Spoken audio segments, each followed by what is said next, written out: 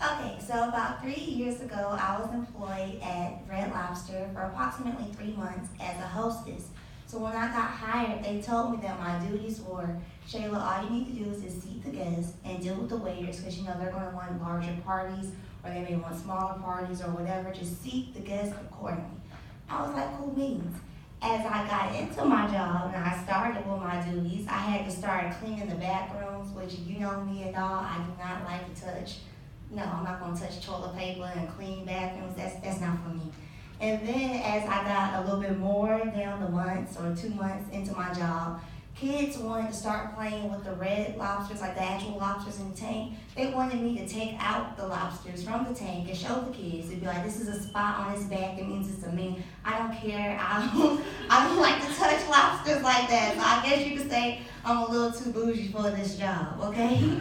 So about a week into this job, I was like, this ain't gonna work for Shayla, okay? So I began to look for other duties or other jobs. My last Red Lobster biscuit happened when I was closing, and we closed at 11 o'clock on the weekends. And this one man, he was on the phone at about like 10:45. He walks out. So I didn't see him. I don't remember sitting him down. So I believed that he was gone, like he was done with his meal. So that was at 10:45. So I didn't tell him anything like, if you come back in before or after 11 o'clock, like you may not be able to get in, yada, yada. So he left. So I was like thinking, cool. 11 o'clock rolls around, I lock the doors and everything, and I'm just waiting for my manager to release me to go home. So I'm just chilling there out in the front. And then all of a sudden I hear some knocks on the door. And the man is off the cell phone and he wants to come back into the restaurant. So he's doing this whole thing like, you need to let me in. And I'm doing this thing like, sorry, sir, it's 11 o'clock. I'm not going to be able to do that for you today because.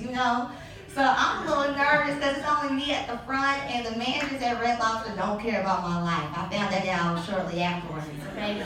So I'm like, what am I to do? Okay, so he kept looking at me. So I don't like the bathrooms, but I went in that bathroom that night and just stood in the bathroom. It was just me in there. So I come back out approximately 5 minutes later. He is still outside and he is heated, okay? So he's like very upset. He's pacing, I'm pacing, I'm praying. I don't know what's going on. So anyway, I get a call from the back saying that a lady saying that her son is outside and he can't get back in. So they're like, Shayla, did you explain to him the 15-minute rule policy about you come back in and out, you may not be able to come back out like once we lock up? And I was like, no, he was on the phone. I didn't want to be rude.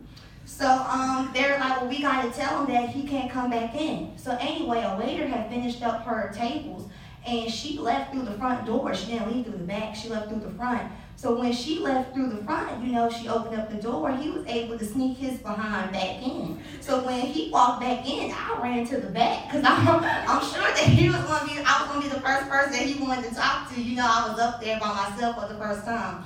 So anyway, so he gets back in, he gets to see it with his mom. They call corporate, they make a complaint about the store saying the whole miscommunication. So I go back home, they release me because our general manager wasn't there. We come back though, my next shift, I come back in, and as soon as I come back in, they're like, Shayla, go to the office. I'm like, okay, sure, go to the office. I think I did nothing wrong, even to this day, okay? So I go to the office, they explained to me that I should have stopped him and told him about the 15-minute policy. I was like, okay, I didn't do that. I could see fault in that. The second time, they was like, Shayla, when you saw that man come back through the store after the waiter left, you should have made yourself a human barrier and said, stop, we're closed, you cannot come in the store. I was like, Mr. Manager, let me stop you right there, okay?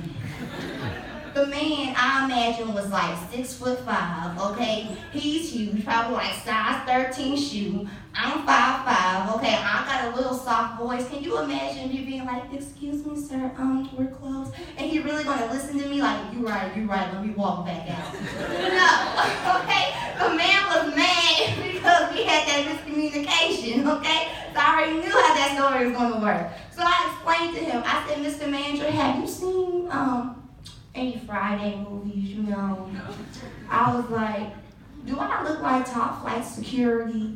And he was like, huh? I said, do I look like Day? Do I look like top flight security? Okay? I said, I ain't got no badge, I ain't got no whistle. I was like, you should have came up here as a man and told that man that he needed to leave, right? So after that, and they filed the complaint, I understood that that was my last Red Lobster biscuit. I quit that day, and I have not been to Red Lobster since. Thank you.